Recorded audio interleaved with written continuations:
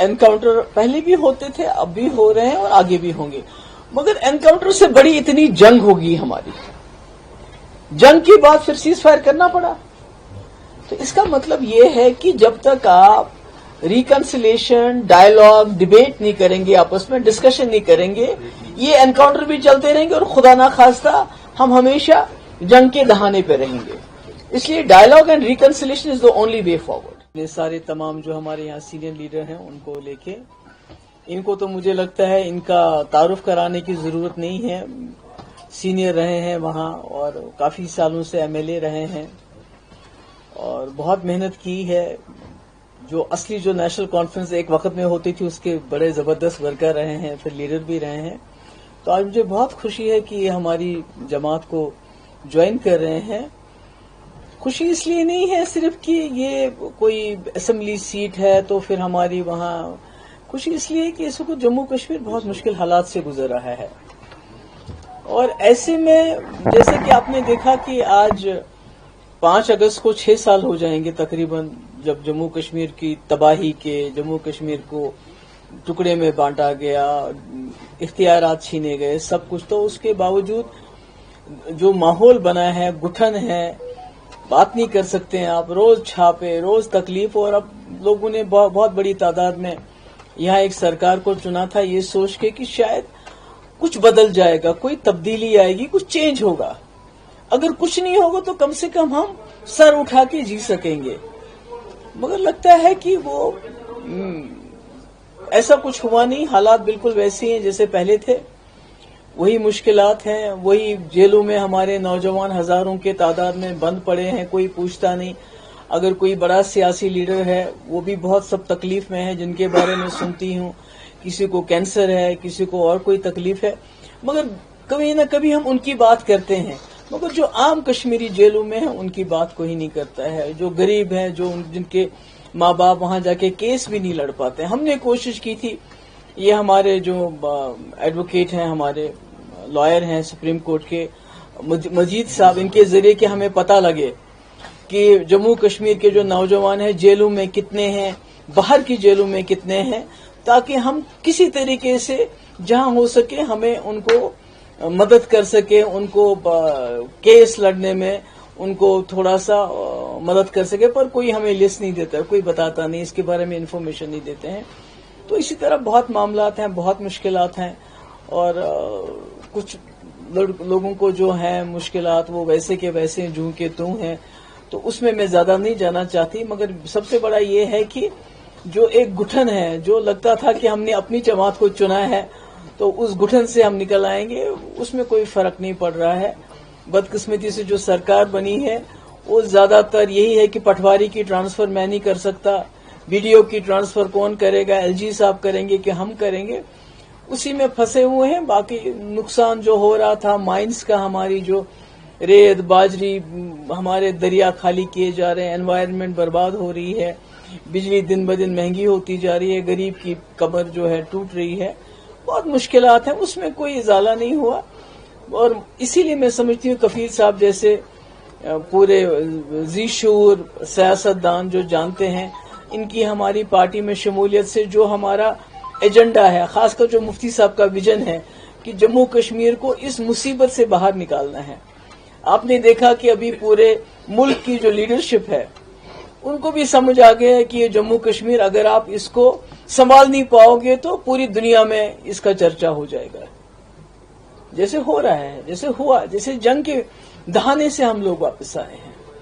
तो इसलिए वो जो पुराने लीडर थे, चाहे जवाहरलाल नेहरू से लेके बाकी, वो जो जम्मू कश्मीर को संजो के रखते थे, इस किस्म की छेड़छाड़ नहीं करते थे, तो उनको ये मालूम था कि जम्मू कश्मीर बड़ा सेंसिटिव इशू है, इसको अगर हमने अंदर मुल्क के अंदर इसको संभाल के रखना है, संजो के रखना है, तो इसके साथ ऐसी कोई छेड़छाड़ नहीं होनी चाहिए जिससे पूरी दुनिया में माहौल जो है एक अलग किस्म की बात हो जाए और दोनों मुल्क जंग के दहाने पे पहुंच जाए। मुझे लगता है, मैं उम्मीद करती हूँ वो ये बात समझ गए हों और अपनी जो उनकी आयरन फिस्ट पॉलिसी है, जिस तरह वो इन्होंने पिछले 6 साल से यहाँ पॉलिसी एक अपनाई है, मैं उम्मीद करती हूँ उसमें तब्दीली होगी और इसमें कफील साहब जो है, जैसे लोग जो हैं मुझे पूरी उम्मीद है इनके आने से हमारी पार्टी और मजबूत होगी, न सिर्फ उस इलाके में बल्कि पूरा जो हमारा नॉर्थ कश्मीर में उसमें इनका अपना एक असर रसूख है।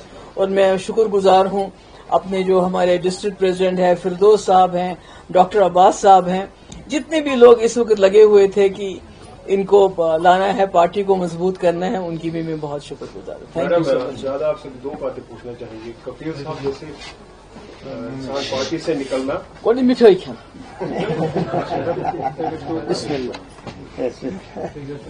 फरमाइए। कपिल साहब काफी टाइम से नेशनल कॉन्फ्रेंस में रहे हैं, इतनी मुद्दत के बाद एक मिनट अभी रहने।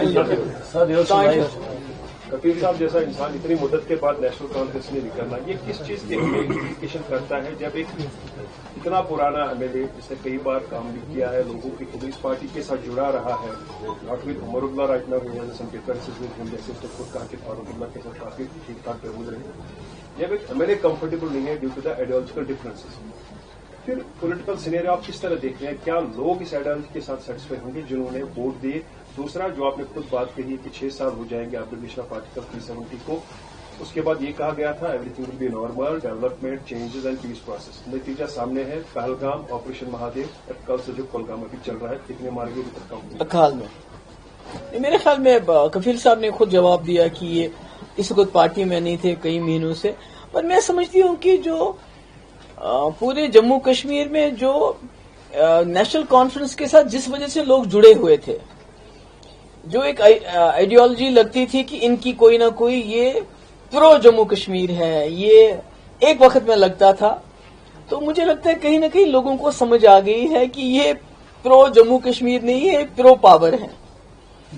मतलब 1947 से लेके 53 को देख लीजिए, फिर 1975 को देख लीजिए, अकॉर्ड को देख लीजिए, 87 के इलेक्शन में रिगिंग को देख लीजिए, तो कहीं न कहीं मुझे लगता है कि इनकी जो आइडियोलॉजी चली थी वो कहीं ना कहीं पावर आइडियोलॉजी बन गई। और आज इस मामले में जो पीडीपी का एक कांस्टेंट रहा है, चाहे हम पावर में थे, चाहे कांग्रेस के साथ थी, चाहे बीजेपी के साथ थे, चाहे अकेले थे अपोजिशन में, तो हमने कभी अपना आइडियोलॉजी नहीं बदली। हमने कभी ये नहीं बदला कि हमारी पार्टी जो है जम्मू कश्मीर के मसले के हल के हवाले से काम करना चाहती है, जम्मू कश्मीर को इस खून खराबे से निकालना चाहती है, मुश्किलात से निकालना चाहती है।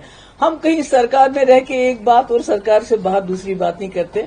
जब मैंने बीजेपी के साथ सरकार बनाई तब भी मसले कश्मीर के हल की बात की, तब भी दिल्ली से डेलीगेशन लाया, तब भी लेटर लिखा हुर्रियत वालों को बातचीत करो, सीज फायर करवाया, नौजवानों की एफआईआर वापस ली। यानी कि हमारी जो हीलिंग टच पॉलिसी है वो कभी नहीं बदलती है, चाहे हम अपोजिशन में हैं या सरकार में।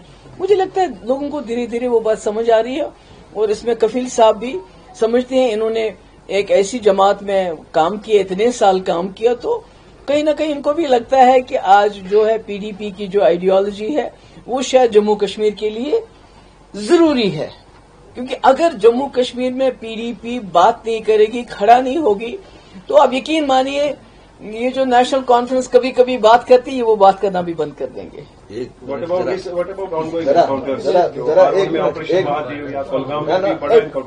मिनट कुछ बात करें। मेरी एक अर्ज सुनिए आप। मैडम ने कहा कि ये इक़्तिदार की वो शायद हिवस है, पार्टी थी। मैं अपनी जात की बात नहीं करता हूं, हकीकत में वही बात है। नेशनल कॉन्फ्रेंस, आप डिफरेंस की बात करते हैं। नेशनल कॉन्फ्रेंस जो कभी कश्मीर में ऑटोनॉमी की बात करती थी, नेशनल कॉन्फ्रेंस ने 96 में इस बेस पे इलेक्शन लड़ा था। हम खुद ये चीज लेके आके निकले थे ऑटोनॉमी की बुनियाद पे। गिरते गिरते हम वहां पे पहुंचे हैं जहां पे आज नेशनल कॉन्फ्रेंस यूटी की चीफ मिनिस्टर है। आप हमारे सवाल का अंदाजा लगा लीजिए। आप देखिए कि हम कितनी प्रवास से नीचे आए हैं। हम एक यूनियन टेरिटरी की चीफ मिनिस्टरशिप को हमने कबूल किया, हमने गला अपना आगे किया और उसमें हार डाला। इससे बड़े सवाल की अलामत और इससे बड़े यानी इस बात की अलामत कि भाई धोखाधड़ी की अलामत और क्या हो सकती है। अभी तक हमने एक काम, बहुत बड़ा काम इस कौम के लिए किया है यूटी का चीफ मिनिस्टर बन के। वो ये किया पहला बड़ा काम, जो लोगों को शुक्रिया अदा करना चाहिए हमारा, वो ये है कि आते ही हमने सबसे पहले गाड़ियां खरीदी। हर एमएलए को क्या मिले, गाड़ियां हो जाए। मेरे भाई क्या कहते हैं आप, कहां पहुंच चुके हम।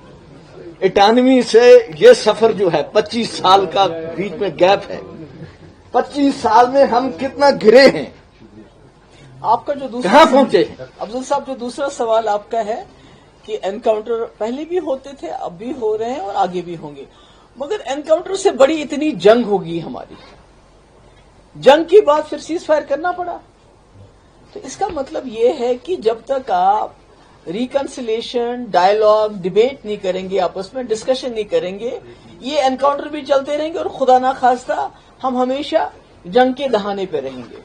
इसलिए dialogue and reconciliation is the only way forward. लेकिन पार्लियामेंट में कहते हैं